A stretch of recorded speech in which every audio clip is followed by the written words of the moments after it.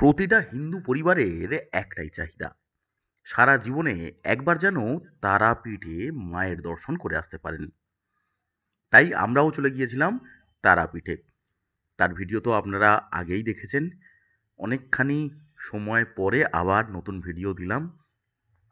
আজকের ভিডিওতে থাকবে তারাপীঠ গেলে কোথায় থাকবেন, সেই হোটেল কেমন হবে এবং তার খরচা কত।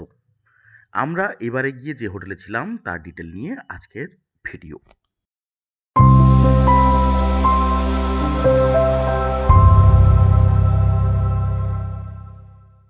আমরা ছিলাম হোটেল সুজাতাতে। তারাপীঠে একদম রাস্তার উপরেই এই হোটেল। আমরা দুদিনের জন্য বুক করেছিলাম, তাই আগের দিন রাত্রেতে আমরা যখন গিয়ে পৌঁছাই তখন কিন্তু ওনারা দরজা খুলে দিয়েছিলেন। এই হচ্ছে রিসেপশন এরিয়া, আর এখান থেকেই রয়েছে সিঁড়ি এবং লিফট। এই হচ্ছে আমাদের প্রথম ঘর, ডরমেটরি। ঘরটা ঢুকতেই সামনে একটা টেবিল, বড় খাট দুখানা, একটা খাটে 3 জন, একটা খাটে 5 জন আরামসে থাকা যায়।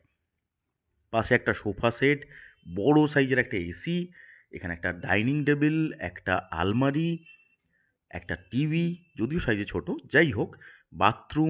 বাথরুমে সব ফেসিলিটিস ছিল, কিন্তু কিছুটা প্রবলেম ছিল। বাথরুমটা সত্যিই প্রচণ্ড পরিমাণ ছোট এবং একটু স্মেল করছিল। এই হচ্ছে লবি এরিয়া, আর ঠিক এই পিছন দিকেই রয়েছে একটা ছোট্ট লিফট, যেখানে আপনারা 4 জন করে যাতায়াত করতে পারবেন। এই আর একটা রুম, এটা কিন্তু 4 বেডেড, এখানে 4 জন থাকা যায়। শীতকালে হলে 5 জন, হয়তো একটু বন্ধুবান্ধব হলে গাদাগাদি করে থাকা যাবে। 19-20 ঘরগুলো কিন্তু বেশ পরিষ্কার পরিচ্ছন্ন। চলুন এবার আমাদের ঘরটা দেখে নেওয়া যাক। এই হচ্ছে আমাদের 4 বেডেড রুম। ঢুকেই সামনে একটা খাট, খুব বেশি বড় কিন্তু নয়, 2 জন থাকার জন্য ঠিকঠাক। এখানে একটা খাট আছে, এসি আছে, ফ্যান আছে দুটো। মাঝখানে টেবিলটা দিয়ে একটু কনজেস্টেড হয়ে গেছে। এইদিকে একটা টেবিল আছে, টিভি আছে, এইদিকে একটা ব্যালকনি রয়েছে। এই হচ্ছে ব্যালকনি। সামনের দৃশ্য তো চোখের সামনে ধরা দিচ্ছে। সামনের রাস্তা দিয়ে ডান দিক দিয়ে গেলেও মন্দির যাওয়ার একটা রাস্তা রয়েছে, এবং বাঁদিকে 2 মিনিট হাঁটা রাস্তায় গেলেই মন্দিরের মেন গেট। দুদিকেই কিন্তু প্রচুর খাবারের হোটেলও আপনারা পেয়ে যাবেন।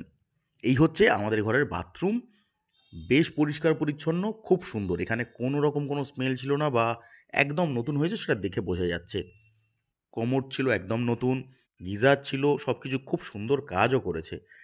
এই হচ্ছে এনাদের মেনু।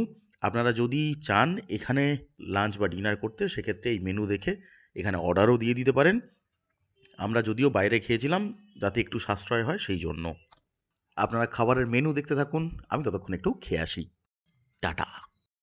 দেখা হবে আগামী কোনো এপিসোডে, অন্য কোনো ভিডিও নিয়ে আসবো আপনাদের সামনে। আজকেকার মতো টাটা।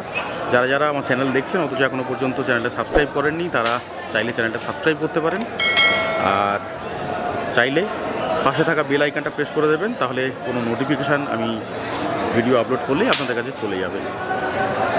আর ইনস্টাগ্রামেতে চাইলে গিয়ে ফলো করতে পারেন, আমি সেখানে রিসেন্ট আপডেটগুলো দিয়ে থাকি, সেগুলো আপনারা পরপর পেয়ে যাবেন, সেটাও করতে পারেন। চলুন আজকের মতো টাটা। সবাই খুব ভালো থাকবেন, সুস্থ থাকবেন, আর মায়ের কাছে প্রার্থনা করি আপনাদের আগামী দিন খুব ভালো কাটুক।